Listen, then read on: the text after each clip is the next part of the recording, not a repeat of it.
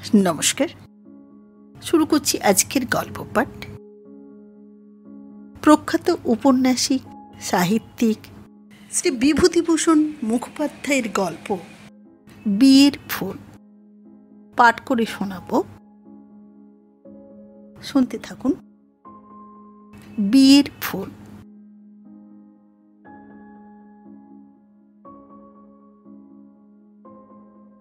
রামতনু সাত সাত জায়গায় মেয়ে দেখিয়ে ফিরিল, কিন্তু পছন্দ আর হইল না। সবগুলি জবুথবু হইয়া সামনে আসিয়া বসে। হাজার চেষ্টা করলেও ভালো করিয়া দেখা হয় না। সেই জন্য হাজার সুন্দর হইলেও মনে কেমন একটু খুঁত থাকিয়া যায়, সন্দেহ হয়। আচ্ছা, এ যে চোখটা কোনো মতেই বড় করিয়া চাহিল না, নিশ্চয়ই কোনো দোষ আছে। ওর যে খোঁপার এত ধুঁ, ওইখানেই গলদ নাই তো, ইত্যাদি। না হোক এই সাতঘাটের জল খাইয়া রামতনু বুঝিল কন্যা মননের এ প্রশস্ত উপায় নহে। একটা প্রশস্ত উপায় মনে মনে ঠাউরাইবার চেষ্টা করিতেছিল।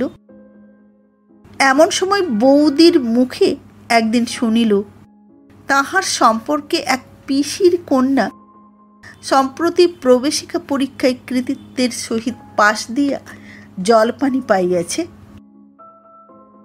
রামতনু বেচারা এতদিন বেশিরভাগ পাড়া গায়ে পুঁটি খেদি দেরি সন্ধান করিয়া ফিরিতেছিল।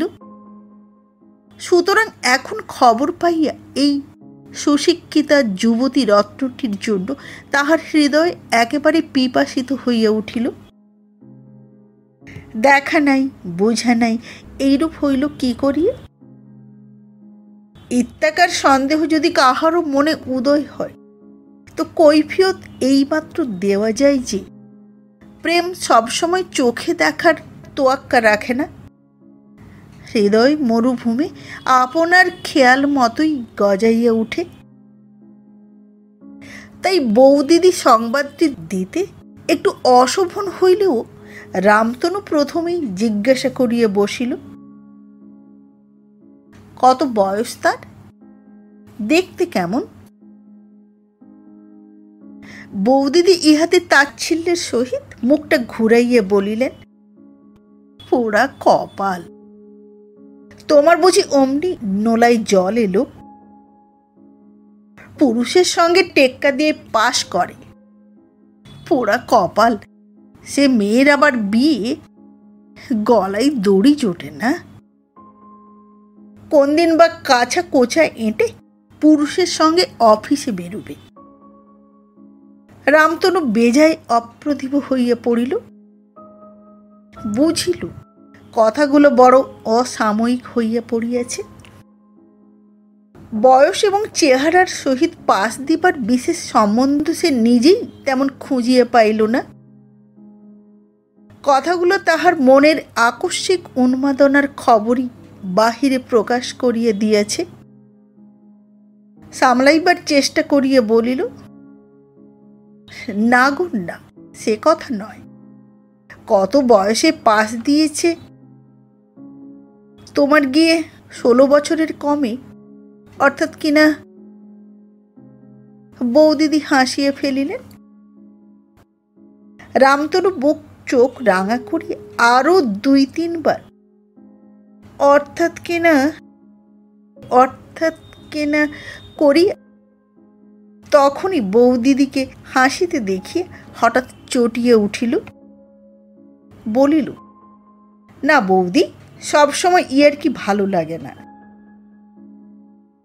পূর্বের মতো সুতীক্ষ্ণ হাস্য সহকারে বৌদিদি উত্তর করিলেন, বিশেষ করে মনের অবস্থা যে সময় খারাপ না।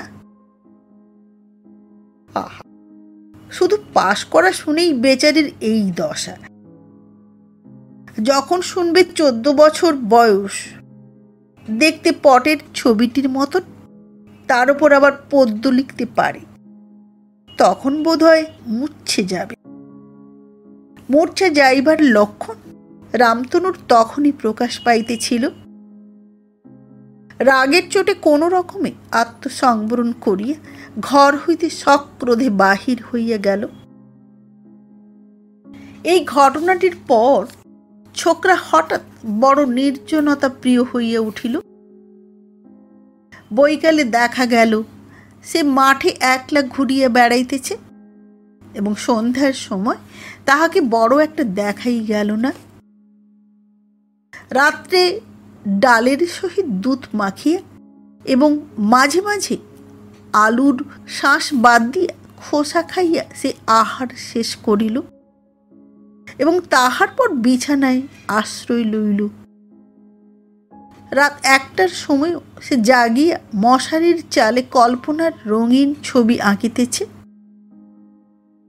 তাহার পরদিন কিন্তু মেঘ কাটিয়া গেল এবং রামতনুকে বেশ প্রফুল্ল দেখা গেল। স্পষ্টই বুঝিতে পারা গেল যে সে রাতারাতি একটা মতলব আঁটিয়া ফেলিয়েছে। সে স্থির করিল প্রজাপতির সহিত এ পর্যন্ত 7-7টা বাজি হারিলেও আর এক হাত খেলিয়া দেখিবে। এবার আর পরের কথায় নাচিয়া চট করিয়া কন্যা দেখিতে ছুটিয়া তিক্ত মুখে ফিরিয়া আসা নয়। পূর্বরাগের পালাটা দস্তুর মতো শেষ করিয়া অন্য কথা। তবে দেরি আর কোনো মতেই করা চলে না। সে মনশ্চক্ষে দেখিতে পাইল এই বিদুষী তরুণীটির জন্য যুবক মহলে একটা চাঞ্চল্য পড়িয়া গিয়াছে এবং স্বয়ম্বর সভার প্রত্যেক প্রার্থীর মতন, যদিও সে নিজেকেই সর্বাপেক্ষা বাঞ্ছনীয় মনে করিল, তথাপি ভাবিল না, দেরি করাটা নিরাপদ নয়। সকালবেলা একটু এদিক ওদিক করিয়া কাটাইল। তারপর হঠাৎ বৌদিদির নিকট একটা পুরানো টেলিগ্রাম লইয়া গিয়া বিরক্তভাবে বলিল, এই না, যা মন করেছিল তাই, আমায় আর থাকতে দিলে না। টেলিগ্রাম দেখিয়ে বৌদিদির মুখটা শুকাইয়া গিয়েছিল। তিনি জিজ্ঞাসু নেত্রে চাহিয়া রহিলেন। রামতনু বলিল, ভয় পাবার কিছুই নেই, তবে আমায় কালই যেতে হবে। কাল? এই বললে 12 দিন দেরি আছে। আমি বললেই তো আর হচ্ছে না। বিশ্বাস না হয় টেলিগ্রামটা পড়িয়ে নাও কাউকে দিয়ে বলিয়া, পাছে সত্যই কাহাকেও দিয়া পড়াইয়া লওয়া হয়। এই ভয়ে সেটা সঙ্গে সঙ্গে পকেটে পুরিল এবং হঠাৎ অধিকতর বিরক্তভাবে সেটাকে বাহির করিয়া টুকরা টুকরা করিয়া ছিঁড়িয়া বলিল, আরে রাম, এমন কলেজেও মানুষে পড়ে। এসব ব্যাপারে অনভিজ্ঞা বৌদিদি সান্ত্বনা দিয়ে বলিলেন, তা ভাই কি করবে বলো? কামাই করাটা কি ভালো হবে? তোমার দাদা শুনে আবার চটবেন। কিন্তু এমন কেন হলো বলো তো?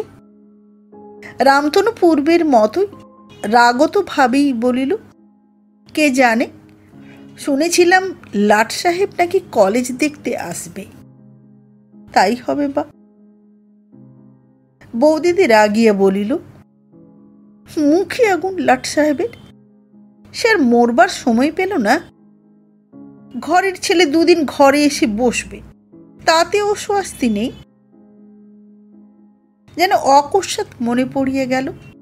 এইভাবে রামতনু বলিল, চুলোই যাক। হ্যাঁ হ্যাঁ, তোমার কোনো কাজ টাজ আছে নাকি? তাহলে বলো। তাই বলে আমি কিন্তু তোমার সেই পিসের বাড়িতে যেতে পারবো না, সে আগে থাকতেই বলে রাখছি। এই সরল হৃদয়া রমণী ভাবিলেন, কালকের ঠাট্টায় দেবর তাহার রাগ করিয়েছে, সেই জন্য সেইখানে যাওয়াইবার জন্যই বেশি জিদ করিয়ে বসিলেন। ঠিকানা দিলেন মাথার দিব্য দিলেন এবং যাহাতে হাঁটিয়া যাইতে না হয় তাহার জন্য ভাড়াও কবুল করিলেন। রামতনুর ঠিকানাটা লওয়াই উদ্দেশ্য ছিল, সেটি মনে মনে মুখস্থ করিয়া লইল। বাহিরে কিন্তু খুব মাথা নাড়িয়া বৌদিকে বলিল, সে হতেই পারে না, আমি সেখানে যেতেই পারবো না, তুমি আমায় তাহলে চেনো নি। পরদিবসই যাওয়া ঠিক হইল। দাদা তাহার বাড়িতে ছিলেন না। রামতনু ভাবিল, স্ত্রীর মুখে তিনি যখন এই উদ্ভট কথাটা শুনিবেন তখনই নিশ্চয়ই ভাবিবেন রামতনু ভাতৃজায়ের সহিত খুব একচোট ঠাট্টা করিয়া গিয়েছে। ততদিনে সে একটা সুসঙ্গত কারণ খুঁজিয়ে বাহির করিয়ে ফেলিবে। মা বধূমাতার মুখে শুনিলেন। অঞ্চলে চোখ মুছিয়া বলিলেন, রামুর আমার পড়াশোনার ঝোঁকটা চিরকালই এই রকম। আহা, ও কি বাঁচবে আমাদের পোড়া অদৃষ্টে? সবই ভালো বাছার, তবে ওই কেমন বিয়ের ফুল আর ফুটছে না। যাহা হোক, কোর্টশিপ করিবার উদ্দেশ্যে সুটকেস, বিছানা, স্টিল ট্রাঙ্ক, টিফিন ক্যারিয়ার ইত্যাদি গাদাখানেক লটবহর সমেত রামতনু কলিকাতা অভিমুখে যাত্রা করিল। হাওড়ায় পৌঁছিল সন্ধ্যার ঘণ্টা দেড়েক পূর্বে। মনটা তাহার উৎসাহে পূর্ণ হইয়া উঠিল। এইবার সে সেই বাঞ্ছিতার নিকট পৌঁছিল, যাহাকে আজ 3 দিন ধরিয়া কল্পনা ও স্বপ্নের মাঝে পরিপূর্ণ করিয়া ফেলিয়াছে। পুলটি পার হইলে তাহার ওই তীর্থরূপা নগরী। ও কাল এতক্ষণ ভাবিতেও অসহ্য সুখ। অন্যমনস্ক ভাবে মালকোঁচা আঁটি ভার্নি পীড়িত কুলিটাকে একটা ধমক দিল এবং নিজেই বিছানার পুটলিটা হাতে ঝুলাইয়া লইল। নিকটে একটা ছোঁড়া একটা ফিটনের দ্বার খুলিয়া অন্যদিকে মুখ ফিরাইয়া দাঁড়াইয়াছিল। ভারটা নেহাত অসহ্য বোধ হওয়ায় রামতনু না বলিয়া সেটা দ্বার পথে সেই ফিটনের মধ্যে চালাইয়া দিয়া অগ্রগামী দূরবর্তী কুলিটাকে ডাক দিল, ওরে বেটা, এদিকে এদিকে, এখানে। ছোড়াটা ব্যাপার দেখিয়া হতভম্ব হইয়া গিয়েছিল। এক্ষণে আবার কুলিটাকে গাড়ির দিকে আসিতে দেখিয়া অগ্নিশর্মা হইয়া চিৎকার করিয়া উঠিল, এটা মালগাড়ি আছে নাকি বাবু? যেতে পারছ চাপাচ্ছ? আমার আয়েসি বিলেতি ঘোড়া, বাজে মাল টানতে পারবে না। তাহার পর রামতনুর সহিত অন্য লোক নাই দেখিয়ে বলিল, আলবাত আদমি যেতেও পারবে, এসো, তাতে না বলবার ছেলে নয়। বলিয়া ঘোড়াটার চর্মসার জাঙ্গায় একটা চাপড় দিয়ে বলিল, কি রে বেটা, না? রামতনু কথাটা প্রমাণের জন্য একবার আয়েসি বিলেতি ঘোড়াটার পানে চাহিল। দেখিল সে বেচারি দিন নয়নে মোটগুলার দিকে চাহিয়া আছে। তাহার সুস্পষ্ট মোটা মোটা পঞ্জরের বেড়ার মধ্যে শিরাবহুল স্থূল পেটটি দেখিলেই বোধ হয় সে তাহারই ভারে এত কাহিল যে অন্য ভার বহিবার আর তাহার সামর্থ্য নাই। তবে বেঁধে মার্শয় ভালো। ভাবটা যেন অনেকটা এইরকম গোছের। কিন্তু অনুকম্পার এ অবসর নহে, বরং 2 পয়সা ভাড়া বেশি দেওয়া যাইতে পারে। সেই বালকের কথায় অনাদর দর্শাইয়া রামতনু বোঝাগুলি কুলির মাথা হইতে নামাইতেছিল। এমন সময় এক সাহেব আরোহীর সহিত গাড়োয়ান স্বয়ং আসিয়া দেখা দিল। সুখের বিষয় কোনো বচসা হইল না, কারণ এই নৈবশ্চর্য গর্বিত গাড়োয়ানটার সহিত আর বাক্যবৃদ্ধি নিরাপদ নহে জানিয়া রামতনু সহস্তেই বোঝাটি গাড়ি হইতে নামাইয়া লইল। ফিটন চলিয়া গেল। চালকের পাশে আসিয়া সেই ছোঁড়াটা একবার রামতনুর পানে চাহিয়া হাসিতে হাসিতে গাড়োয়ানটাকে কি একটা বলিল। কথাটা শুনিতে না পাইলেও রামতনু অপমানের আঘাতে বড় নিরুৎসাহ হইয়া পড়িল। তাহার বাঞ্ছিতার ছবিটি মনে এতই সজীব হইয়া পড়িয়াছিল যে তাহার মনে হইল যেন তাহার সম্মুখে তাহাকে এই লাঞ্ছনা ভোগ করিতে হইতেছে। কিন্তু নিরুৎসাহ হইলে কাজ চলে না। এদিকে সব গাড়ি প্রায় ভর্তি হইয়া আসিতেছে।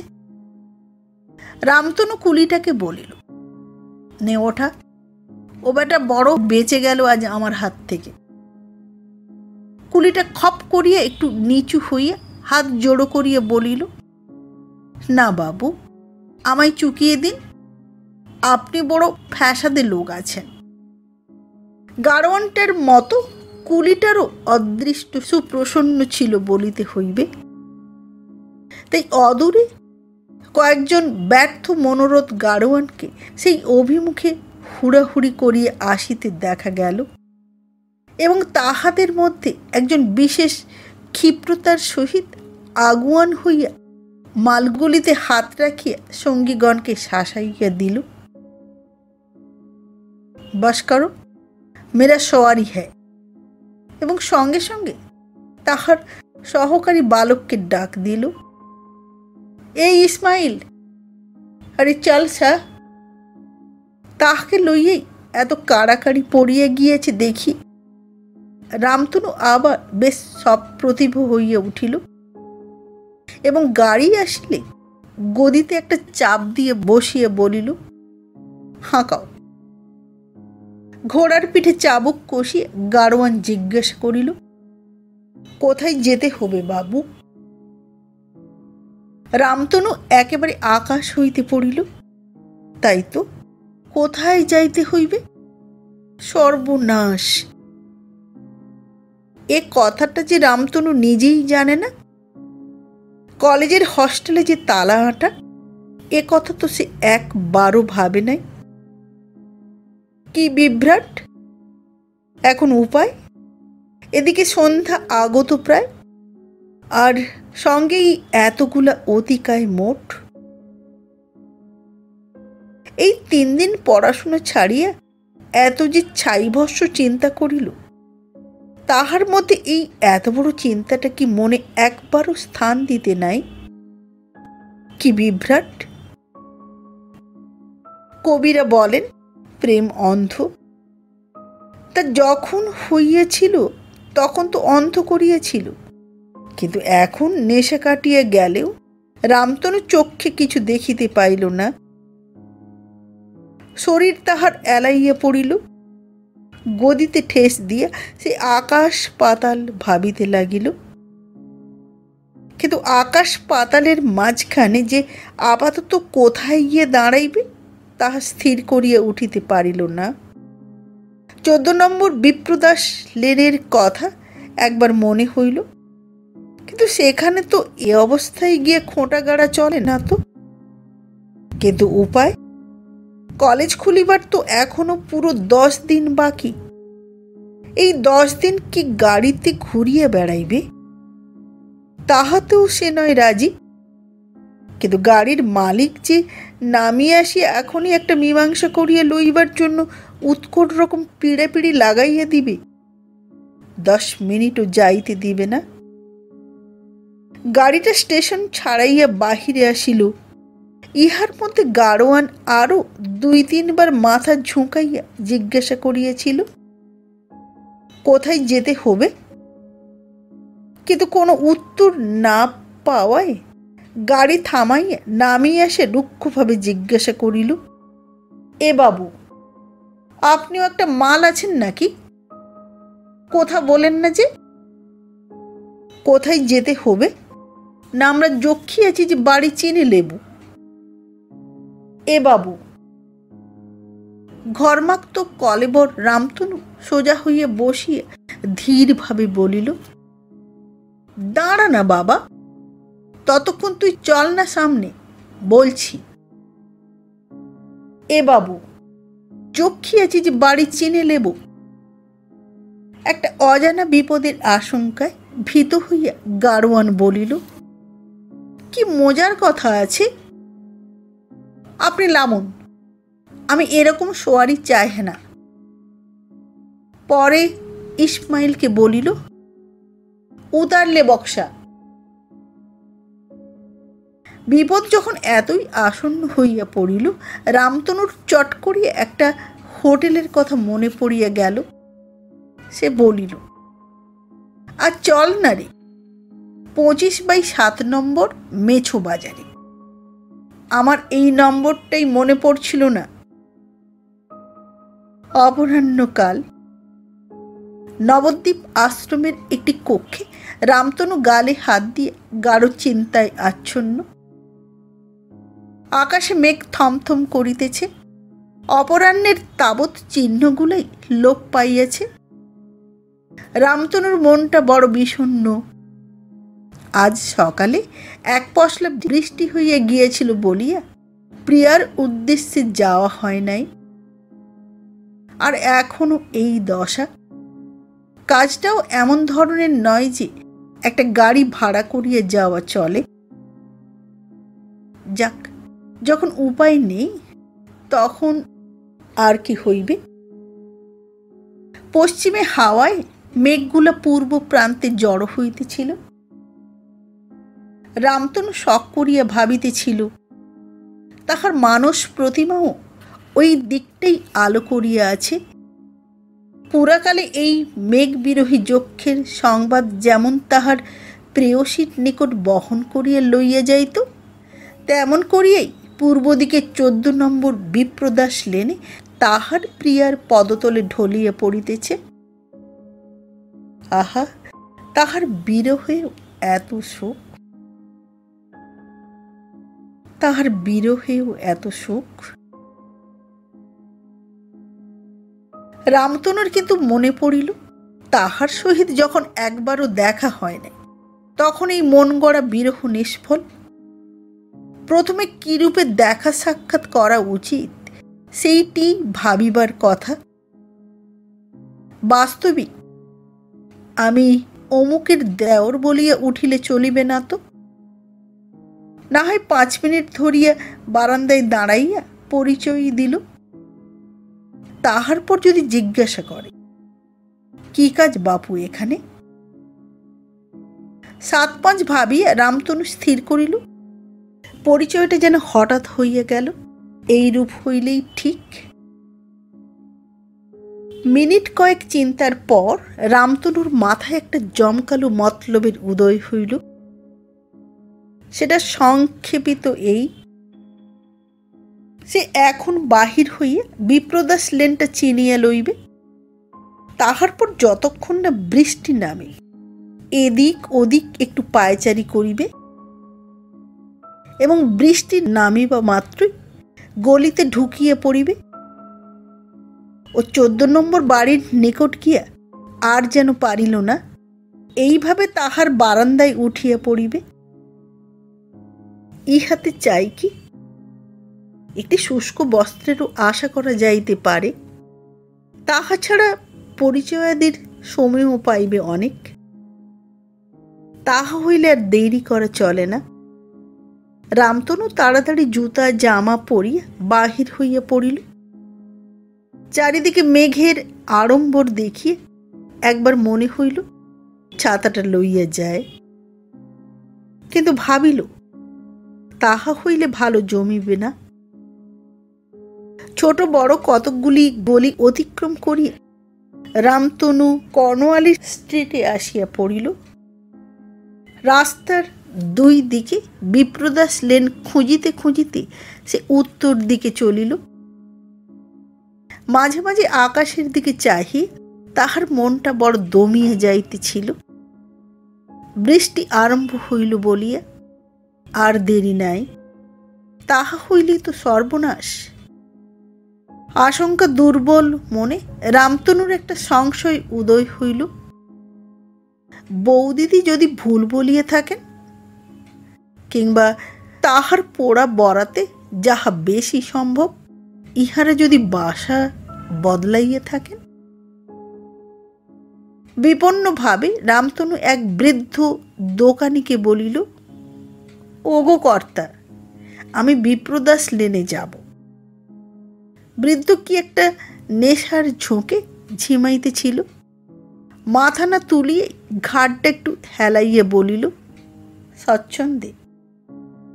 বৃষ্টি নামিল, এখানে আর বৃথা কালক্ষেপ করা যায় না। দোকানিকে বিড়বিড়ি করিয়া কি একটা গালি দিয়ে রামতনু একরকম ছুটিতেই আরম্ভ করিল। বৃষ্টির জলে তাহার উৎসাহ স্যাঁতস্যাঁতে হইয়া আসিতেছিল। স্থির করিল আরেকজনকে জিজ্ঞাসা করিবে। যদি সন্ধান না পায় তো আজ এই পর্যন্ত। এইরূপ মনস্থ করিয়া রামতনু একজন পথিককে প্রশ্ন করিল। সামনেই একটা গলি ছিল। তিনি দেখাইয়া দিয়ে বলিলেন, এই গলি দিয়ে একটু বেরিয়ে যান, সামনেই বিপ্রদাস লেন। রামতনু হাতে স্বর্গ পাইল, কিন্তু মাথার স্বর্গ তাহাকে তীক্ষ্ণ বাড়িধারায় বিব্রত করিয়া তুলিতেছিল, আর সেই তীক্ষ্ণতা অতিশয় অসহ্য হইয়া উঠিল।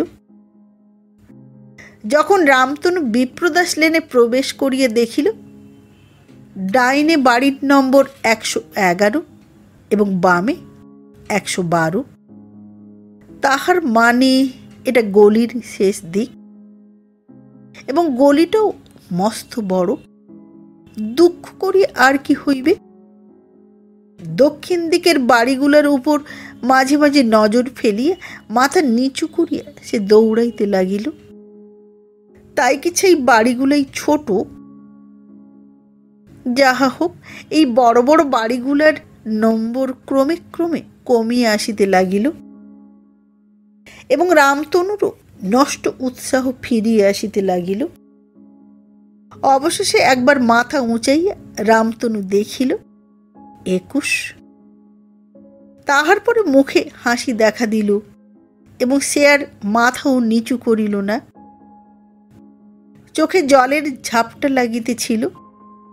আসন্ন সুখের কথা ভাবিয়া এ সামান্য অসুবিধাকে উপেক্ষা করিয়া বাড়ির নম্বরগুলিতে দৃষ্টি নিবদ্ধ রাখিয়া রামতনু লম্বা লম্বা পা ফেলিয়া শৌখিন চালে দৌড়াইতে লাগিল। মুখে একটু হাসিও টানিয়া আনিল, যেন ব্যাপারটা সে বড়ই উপভোগ করিতেছে। ক্রমে 18, 17, 16 নম্বর বাড়ি পার হইয়া গেল। এইবার 15, তাহার পর এই 14। রামতনু টপ করে উঠিয়া পড়িল। দিব্য বারান্দাওয়ালা বাড়ি। গলা হইতে চাদরটা নামাইয়া নিংড়াইতে নিংড়াইতে রামতনু বলিল, কি বৃষ্টি! এবং একবার চারিদিকটা চাহিয়া দেখিল। বারান্দার এক কোণে একটা পশ্চিমী চাকর গুনগুন করিয়া গান করিতেছিল। একজন কলিকাতা বাসীকে পদঘাট ছাড়িয়া একেবারে তাহার প্রভুর গৃহে আসিয়া উঠিতে দেখিয়া রুক্ষভাবে সে বলিল, এ মাসা, কিনারা চলিয়ে দাঁড়াও, দালানকে মাঝখানে জল পরছে। রামতনুর এতক্ষণ অন্যরকম অভ্যর্থনা পাইবার কথা, কিন্তু তাহার কোনো চিহ্ন না পাইয়া সে দালানের মাঝখানে দাঁড়াইয়া রহিল। এক্ষণে পরিচয় মাত্রে তাহার কদর দেখিয়া এ ব্যাটার কিরূপ ভ্যাবাচাকা লাগিয়া যাইবে তাহা ভাবিয়া রামতনু বেশ একটু কৌতুক অনুভব করিতেছিল। কিন্তু আর একটু দাঁড়াইয়া চঞ্চলভাবে ইতস্তত দৃষ্টিক্ষেপ করিয়া দেখিল দুয়ারে শিকল আটা। এতক্ষণ সে শুধু কাঁপিতেছিল, এইবার দাঁতে দাঁত লাগিতে শুরু হইল। কি কুগ্রহ! মিছামিছি সন্ধ্যার সময় এই বৃষ্টি স্নান! হারে, মারঝাড়ু এই কোটশিপের মাথায়! ইহার চেয়ে 4 ক্রোশ গরুর গাড়ি চড়িয়ে মেয়ে দেখিতে যাওয়া শত গুণে শ্রেয়। আরে মার ঝাড়ু এই কোটশিপের মাথায়। হঠাৎ পরিচয়ের আশা ছাড়িয়া কাপড় নিংড়াইয়া মাথা মুছিতে মুছিতে রামধনু চাকরটাকে প্রশ্ন করিল, তোর মনিবরা কোথায়? চাকরটা লোকটার চালচলন দেখিয়া সন্দিগ্ধ মনে ইতস্তত করিয়া বলিল, তাতে তোমার কি জরুরি আছে? এই 5 মিনিট মে এসে পড়বে। তাতে তোমার কি জরুরি আছে বলিয়া একবার আর চোখে নির্জন রাস্তা ও রুদ্ধ গৃহগুলোর উপর নজর ফিরাইয়া লইল। বেচারা মনিবের সত্তর প্রত্যাবর্তনের সম্ভাবনা জানাইয়া এই অজ্ঞাত কুলশীল কলিকাতাবাসীটিকে তাড়াইবে ভাবিয়াছিল, কিন্তু ইহাতে তাহাকে বরং প্রফুল্ল হইতে দেখিয়া বেজায় অস্বস্তি অনুভব করিল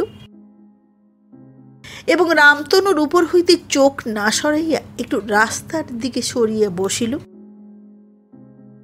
রামতনু সেটা বিশেষ লক্ষ্য করিল না। নেহাত চুপ করিয়া না থাকিয়া একটু কথাবার্তা কহিবার জন্য বলিল, তুই বুঝি চাকর? উত্তর হইল, লেকিন আমার বড়া ভাই পুলিশে কাম করে। রামতনু বড় ভাইয়ের পরিচয়ের প্রয়োজন তেমন বুঝিতে পারিল না। ভাবিল ওদের বুদ্ধি এই রকম। অনেকক্ষণ নীরবে কাটিল। রামতনু মুঠায় চাপিয়ে চাপিয়ে জল বাহির করিয়া রকের মাঝেই ফেলিতে লাগিল। চাকরটা অসহিষ্ণু ভাবেই বলিয়া উঠিল, এ মাসা কিনারে দাঁড়ান না, কিস মাফিক লোক আপনি?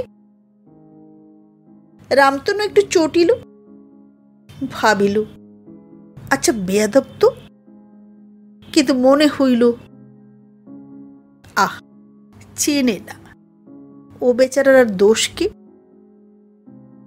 তাই অজ্ঞাতজনিত অধ্যত্বকে ক্ষমা করিয়া বলিল, কই মনিব যে তোর আসে না? চাকরটা তাহার দিকে ফিরিল না, তাচ্ছিল্যের সহিত চুপ করিয়া রহিল। রামতনু ভিতরে ভিতরে জ্বলিয়া যাইতেছিল, কিন্তু ভাবিয়া দেখিল চটিয়া ফল নাই। তাই কঠোর সংযমের সহিত বলিল, তা যদি দেরি থাকে তো একটা শুকনো কাপড় নিয়ে আয় দেখিনি।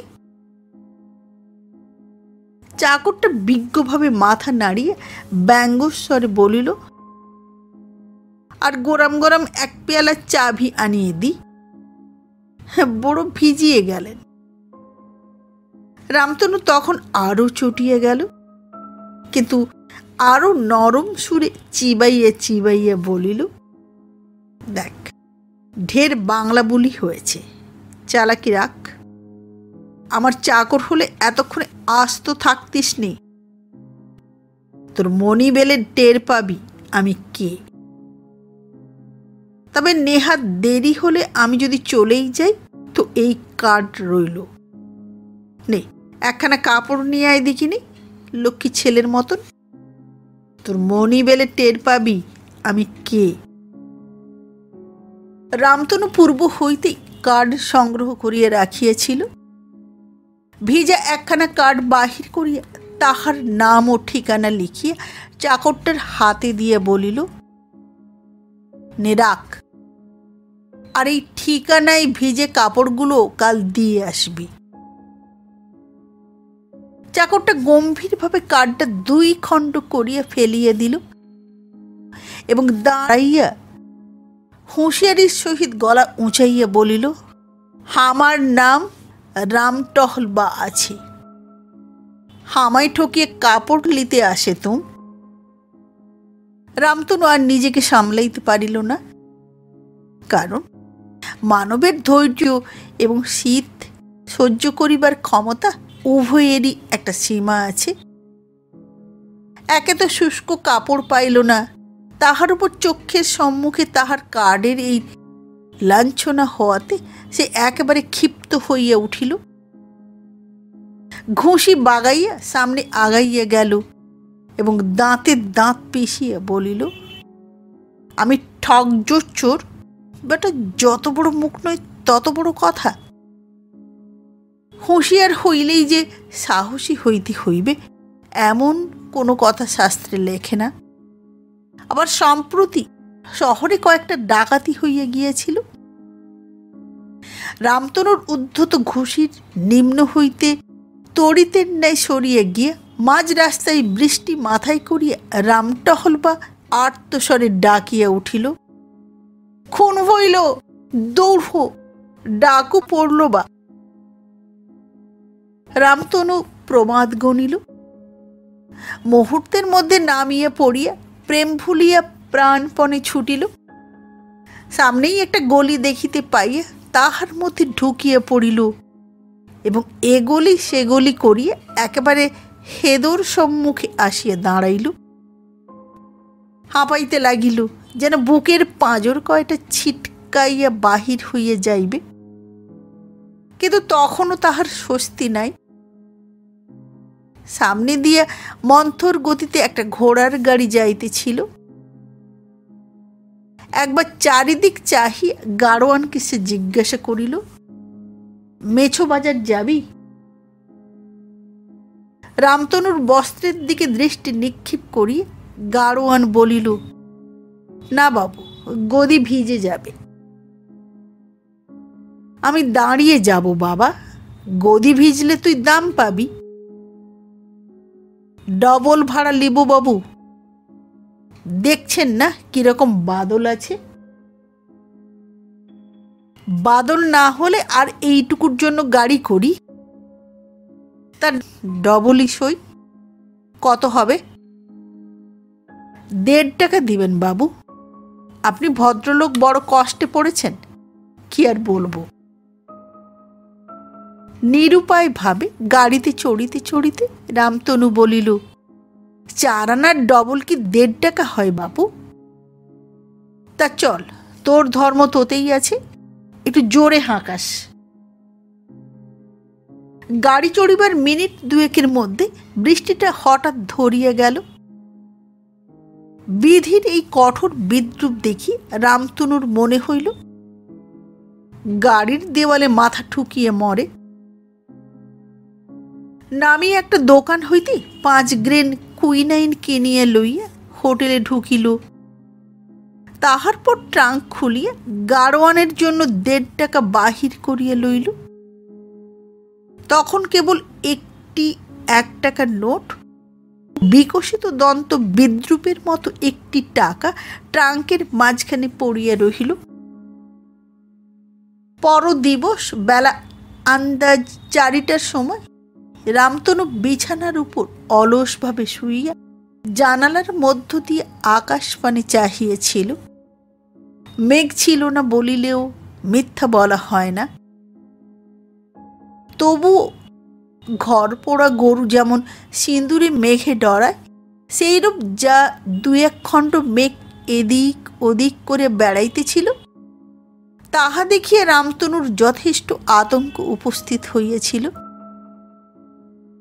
এবং আশু বিবাহের আশা দিয়াও তাহাকে শ্যামবাজারে পাঠাইতে পারা যাইত না। সে ভাবিতেছিল, মেঘের নামগন্ধ না মুছিয়া গেলে সে আর নড়িতেছে না, এমন পয়সাও নাই যে গাড়ি করিয়া যাইবে, আর যাইলেও যে তাহাকে কেন্দ্র করিয়া মস্ত বড় ভিড় দাঁড়াইয়া যাইবে না, তাহারই বা নিশ্চয়তা কি? বেটা উজবুক চাকরটা সব কাঁচাইয়া দিল। মেসে একটা লোক খবরের কাগজ দিত, সে দেখা দিল। তাহাকে নিজের ঘরে ডাকিয়া রামতনু কাগজটা লইল। হাতে কোনো কাজ নাই, একটা কাগজের দামও বেশি নয়। রামতনু জিজ্ঞাসা করিল, কোনো বাংলা কাগজ রাখিস? লোকটা সোৎসাহে একখানা নায়ক বাহির করিয়া বলিল, এই নিন বাবু। এরকম গালাগাল পাঁচকড়িবাবু অনেক দিন দেননি। প্রাণ খুলে লাট সাহেবকে নিয়েছেন এক চোট। রামতনু হাসিয়া কাগজখানা লইল, তাহাকে দাম চুকাইয়া দিল এবং বুকে বালিশটা চাপিয়া কাগজটা বিছানায় মেলিয়া পড়িতে লাগিল। পড়িবে কি? প্রথমেই বড় বড় অক্ষরে ছাপা হেডিংগুলায় নজর পড়ায় তাহার আক্কেল গুড়ুম হইয়া গেল। দিনে ডাকাতি, মাঝ শহরে ভীষণ কাণ্ড। নিম্নবর্তী দুইটি অনতি ক্ষুদ্র প্যারাগ্রাফে লেখা আছে, গতকল্য বেলা আন্দাজ 4 ঘটিকার সময় 14 নম্বর বিপ্রদাস লেন শ্রীযুক্ত বাবু সারদা প্রসাদ দত্তের ভবনে একটি লোমহর্ষক ডাকাতির উপক্রম হইয়া গিয়াছে। মুষলধারায় অশ্রান্ত বৃষ্টি হইতেছিল বলিয়া গলিতে লোক চলাচল বন্ধ ছিল এবং আশেপাশে বাড়িগুলিরও দুয়ার জানালা প্রায় সব রুদ্ধ ছিল। সারদাবাবু সপরিবারে কালীঘাট দেবী দর্শনে গিয়েছিলেন। বাড়িতে ছিল মাত্র একটি পশ্চিমা চাকর।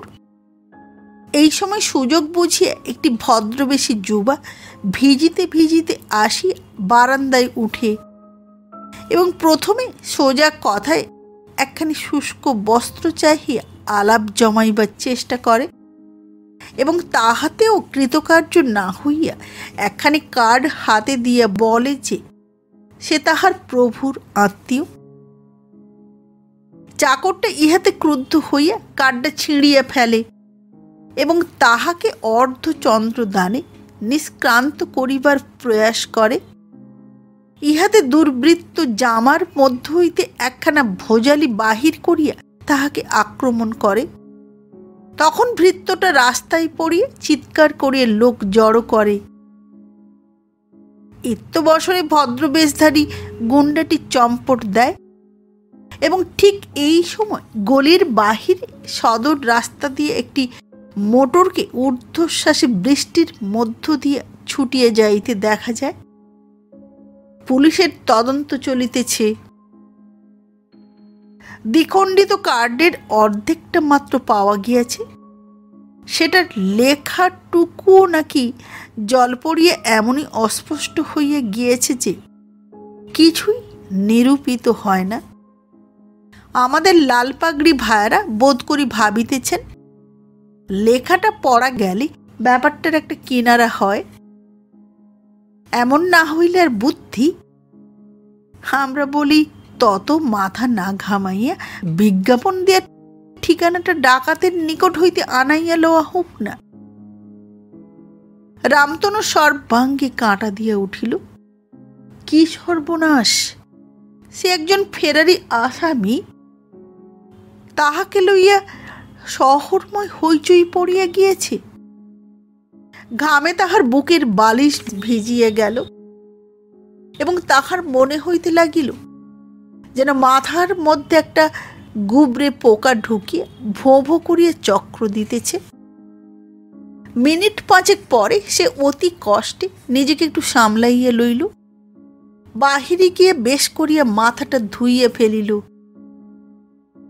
লোকটা সাধারণত দেবদেবী মানিত না, কিন্তু হঠাৎ তাহার 33 কোটির উপরই দৃঢ় বিশ্বাস জন্মিয়া গেল এবং যাহারা বিশিষ্ট তাহাদের মধ্যে যিনি যাহা পছন্দ করেন তাহার জন্য সেই দ্রব্য প্রচুর পরিমাণে মানত করিয়া বসিল। আবার ভিতরে আসিয়া কাগজটা আরেকবার পড়িয়া তাড়াতাড়ি ভাঁজ করিয়া ফেলিল। তাহাতেও তাহার মন যেন মানিল না। খবরটা শহরের অনেকে পড়িয়াছে এবং পড়িতেছে, কিন্তু তাহার ভীতি এই কাগজখানিতে এমন সংবদ্ধ হইয়া পড়িল যে সে যেন ইহা লোকচক্ষুর অন্তরালে রাখিলেই বাঁচে। তাহার ঘরে এই খবরটা তাহার কেনা এই কাগজে কেহ পড়িলে যেন তাহার গ্রেপ্তার না হইয়াই যায় না। রামতনু এদিক ওদিক দেখিয়া ভাঁজ করা কাগজখানা বিছানার নিচে একেবারে মাঝখানে গুঁজিয়ে দিল। জানালা দিয়ে কাগজখানা রাস্তায় ফেলিয়া দেওয়াও তাহার নিরাপদ বোধ হইল না। তাহার পর মাথায় হাত দিয়ে ভাবিতে লাগিল, এখন পুলিশের হাত হইতে বাঁচিবার উপায় কি? মাতৃবাক্য ঠেলিয়া একেবারে অশ্লেষা মঘা মাথায় করিয়া আসিয়া কি অঘটনটাই ঘটিল। যাহাকে উদ্দেশ্য করিয়া আসা তাহার মুখ তো এখনো দেখা গেল না। ভবিষ্যতে যদি দেখা হয় তো পুলিশ পরিবৃত হইয়া। কল্পনাতেও প্রেমের নেশা ছুটিয়া গায়ে কাঁটা দিয়া উঠে। সে মুখ দেখাইবার বদলে এখন ভগবান যদি তাহার নিজের মুখ লুকাইবার একটু সুযোগ করিয়া দেন তো হাঁপ ছাড়িয়া বাঁচে। ধরো শেষ পর্যন্ত জেলে না হয় নাই যাইতে হইল, কিন্তু এই কুটুম্ব সাক্ষাৎ লইয়া কি কেলেঙ্কারি না হইবে? শেষে বাড়ি পর্যন্ত টান ধরিবে, তাহার প্রবঞ্চনা করিয়া চলিয়া আসার কথাও জাহির হইয়া পড়িবে, এবং সেই আসার উদ্দেশ্য কাহারও অবিদিত থাকিবে না। হায় ঈশ্বর, স্বপ্ন দেখাইয়াছিলে মধুর মিলন, আর বাস্তবে দাঁড় করাইলে কাঠগড়ায় দাঁড়াইয়া ডাকাতির দায়ের এজাহার। তবে আর ভক্তবৎসল তোমায় বলে কেন মিছামিছি? নিচে ঠাকুরের সঙ্গে যেন একটি ভদ্রলোকের কথাবার্তার আওয়াজ শোনা গেল। তাহার পর সিঁড়িতে পায়ের শব্দ। রামতনু উৎকর্ণ হইয়া রহিল। শব্দটা যেন তাহারই ঘরের দিকে আসিতেছে। বিবসাঙ্গ রামতনু দরজার দিকে অপলক নেত্রে চাহিয়া রহিল।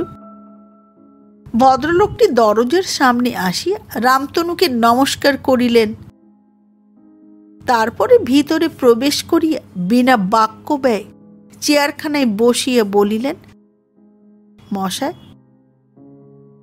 রামতনু ঠিক এতক্ষণে সাহস সঞ্চয় করিয়া বলিল, মশাই। দুজনের কথা একসঙ্গে বাহির হওয়ায় দুইজনেই একটু থতমত খাইয়া গেল। মশাই সামলাইয়া রামতনু কি বলিতে যাইতেছিল, তাহার আগে ভদ্রলোকটি বলিলেন, এখানে রাম অর্থাৎ রামতারণ বলে কেউ থাকেন? রামতনু বুঝিল এ সাক্ষাৎ ডিটেকটিভ, আর রক্ষা নাই। ঢোক গিলিয়া জড়িত স্বরে বলিল, আগে কই না। থাকেন না? তাই তো। আচ্ছা ধরুন রামের সঙ্গে কিছু যোগ করে, যেমন যেমন ধরুন রামতনুর বক্ষে সজোরে ঢিপ ঢিপ করি আওয়াজ হইতেছিল। সে ব্যস্তভাবে বলিল, না না মশাই, ওরকম নাম রামায়ণ থেকে কোনো নামই এ বাড়িতে নেই। আপনি বোধহয় ভুল ঠিকানায় এসেছেন। লোকটি রামতনুর দিকে একটু অপ্রতিভভাবে চাহিলেন ও বলিলেন, মশাই মাফ করবেন, আপনাকে বোধহয় বিরক্ত করছি। আপনি অসুস্থ বোধ হচ্ছে, কিন্তু একটু হাঙ্গামায় পড়া গেছে বলিয়া পকেটে হাত দিলেন এবং কোনাকুনি ছিন্ন একটা কার্ড বাহির করিয়া পড়িয়া বলিলেন, আজ্ঞে না, ঠিকানা ঠিক এই দেখুন না। রামতনু কার্ড দেখিবে কি, সব আধার দেখিতেছিল।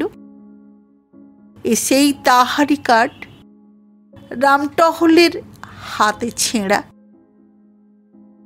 সে মন্ত্রমুগ্ধের মতো কার্ডটার দিকে চাহিয়া রহিল। তাহার আর বাক্য স্ফূর্তি হইল না। হঠাৎ লোকটি বলিলেন, আচ্ছা আপনি এখানে আছেন কদিন? সবাইকে চেনেন?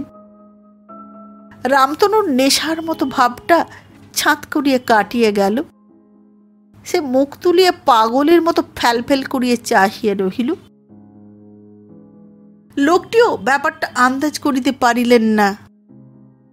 নিজেকে সামলাইয়া বলিলেন, আমি বোধহয় ভুল ঘরে ঢুকেছি, কিন্তু অন্য ঘরগুলো তো বন্ধ।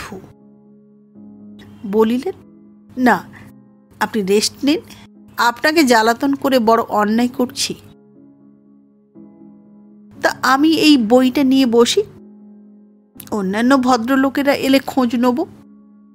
তাহার পর তিনি চিন্তিতভাবে নিজের মনে মনে বলিলেন, কিংবা হতেও তো পারে নিজেই বোধহয় ভুল বুঝেছি। বলিয়া বইখানার পাতা উল্টাইতে লাগিলেন। বলি কি, বসিয়া থাকিবে? রামতনুর মাথায় বাজ পড়িল। বিপদে বুদ্ধিবৃত্তিকে একটু গুছাইয়া লইয়া বলিল, আগে বসে থেকে তো কোনো ফল নেই। আমি এমএসের সবাইকে জানি, আর 4 বছর একটানা এখানে রয়েছি। আপনি মিছামিছি সময় নষ্ট করছেন।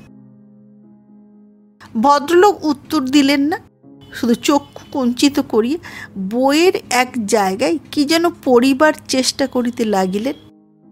তাহার পর সন্দিগ্ধভাবে রামতনুর মুখের দিকে খানিকক্ষণ চাহিয়া হো হো করিয়া হাসিয়া উঠিলেন। বলিলেন, তা থাকুন মশাই 4 বছর, কিন্তু 2 মিনিটে আমি যা টের পেয়েছি, আপনি 4 বছরে কেন পাননি? কেন পাননি তা জানি না। অর্থাৎ রামতনু বলে এখানে কেউ আছেন, সম্ভবত এই মেসেই থাকেন, আর সম্ভবত আমার সামনেই বসে আছেন।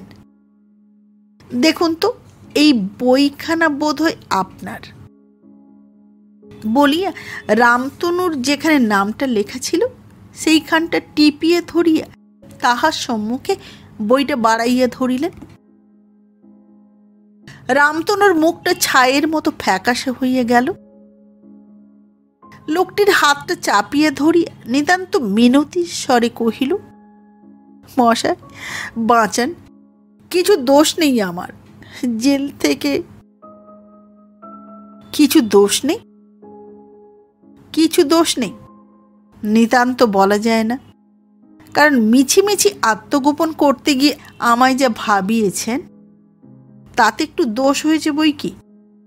তবে তার জন্যে জেলে যেতে হবে না, এ গ্যারেন্টি আমি দিতে পারি। তারপরে ব্যাপারটা একটু খুলে বলুন তো। রামতনু ব্যাপারটা খুলিয়ে বলিল না বটে, তবে কিছু কিছু বলিল।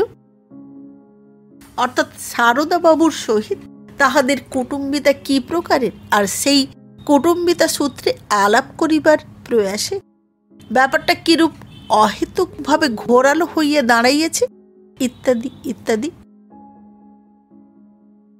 বেশিরভাগ গোপনই করিল, যেমন আসিবার মুখ্য উদ্দেশ্য কি, আসিল কত বাধা বিপত্তির মাঝে, আরও অনেক কথা।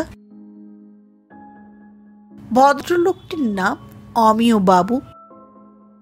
তিনি বলিলেন, হ্যাঁ, আমিও অনেকটা এই ধরনের একটা হবে তা আন্দাজ করেছিলাম।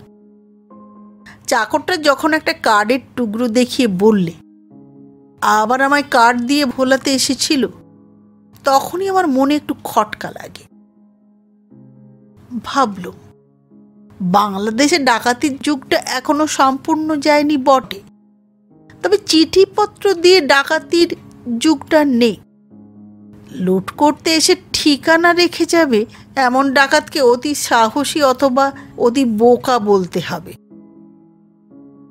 তাই এই সভ্য যুগে এই 2 রকমের কোনোটাই সম্ভব নয়।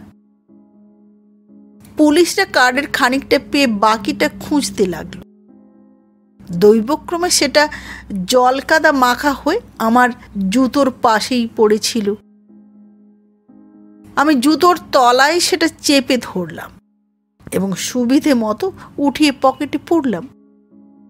কার্ডের এই আধখানা নিয়ে আমি 2টো সিদ্ধান্ত খাড়া করলাম। প্রথমত, যদি খারাপ মতলবে কেউ এসে থাকে তো এটার কোনো মূল্যই নেই। সে প্রকৃতপক্ষে চাকরটার কাছে নিজের আত্মীয়তা প্রমাণ করতে গিয়েছিল একটা জাত আর ঠিকানা দিয়ে। আর যদি কোনো জানা লোক দেখা করতে এসে থাকে তবে এটার যথেষ্টই দাম আছে। আমার নিজের আন্দাজ কাউকে আর জানালাম না, ভাবলাম একবার চুপি চুপি দেখা যাবে। ঠিকানাটা বুঝতে ততটা বেগ পেতে হয়নি, তবে নামটা সমস্ত পাওয়া গেল না। এই দেখুন না, আন্দাজে রাম গোছের একটা কথা দাঁড় করানো যায়, বাস তারপরে ছেঁড়া। পুলিশের হাতে যেটুকু আছে তাতে নামের যেটুকু ছিল একেবারে জল কাদায় মুছে গেছে। নিচে খালি লেন আর তার নিচে ক্যালকাটা পড়া যায়, কিন্তু পুরো নামের অভাবটুকুই ব্যাপারটাকে খানিকটা রহস্য দিয়ে একটু জমাট করে তোলে। আমার ডিটেকটিভগিরি করার লোভটা বাড়িয়ে দেয়। একটু না থাকলে তো ব্যাপারটা একরকম বৈচিত্র্যহীনই বলতে হয়। যা হোক, শেষে কিন্তু আপনি বড় দমিয়ে দিয়েছিলেন, আর আপনার এই বইখানি আমায় সাহায্য না করলে আমায় বড় অপ্রস্তুত হয়ে বাসায় ফিরতে হতো। আচ্ছা, আপনি কিন্তু এতটা বেগ দিলেন কেন?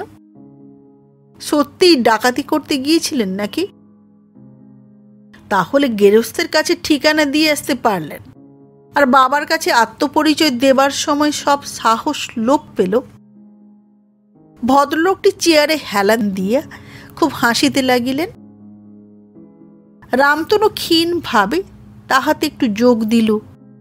তাহার পর বিছানার ভিতর হইতে নায়কখানা বাহির করিয়া বলিল, পড়ুন এইখানা, তাহলেই শ্রাদ্ধ কতদূর গড়িয়েছে বুঝতে পারবেন।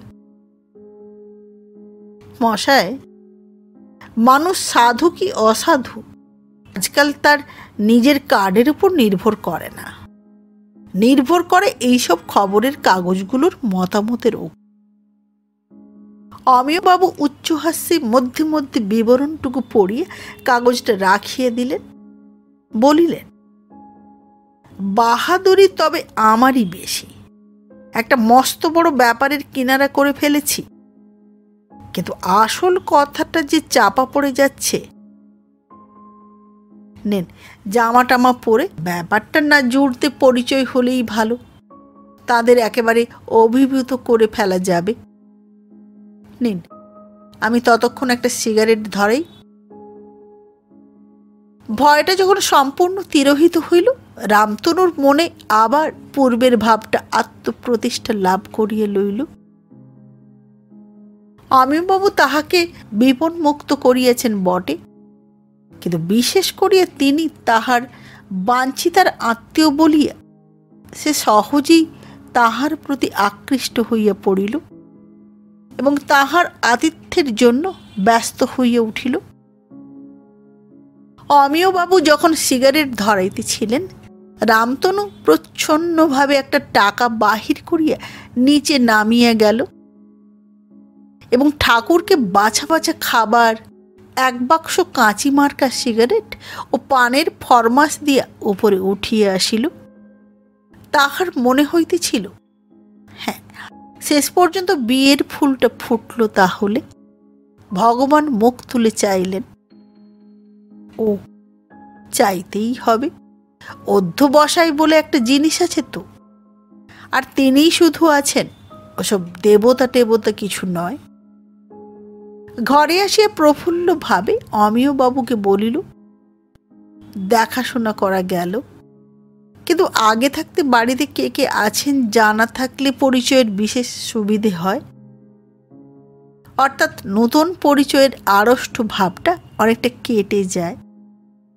না, তা নয়, বিশেষ করে আপনাকে ভাগ্যক্রমে পেয়ে আমি এ সুযোগটুকু ছাড়তে রাজি নই।